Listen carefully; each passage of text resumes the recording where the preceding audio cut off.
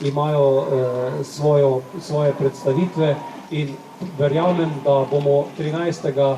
julija doživeli to, kar smo si zapisali tudi v naše gesto, v naš slogan, da smo vredni zaupanja.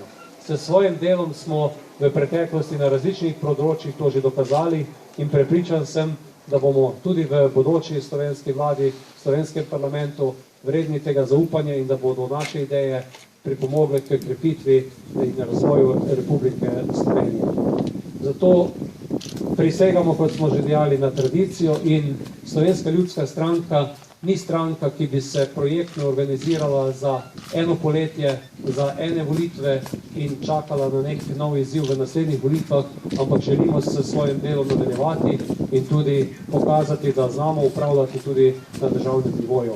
Veseli me tudi to, da se tradicionalno dobimo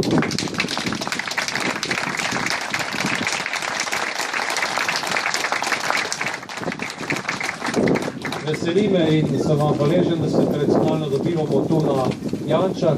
Iskrena hvala vsem, ki sodelujete v kulturnem programu in pa seveda našim slovenskim narodnim mošam, ki prav lepo polepšajo naše prizorišče in tudi utrjujejo našo prisego in pa zavezo k tradiciji, ki je vrednotam slovenstva, ki so nam blizu.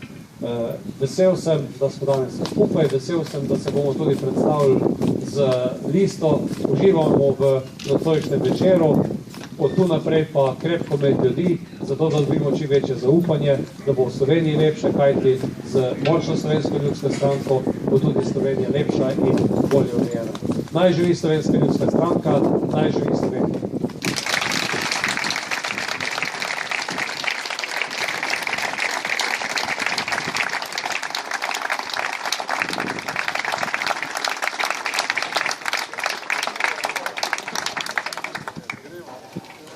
Hvala lepa, predsednik.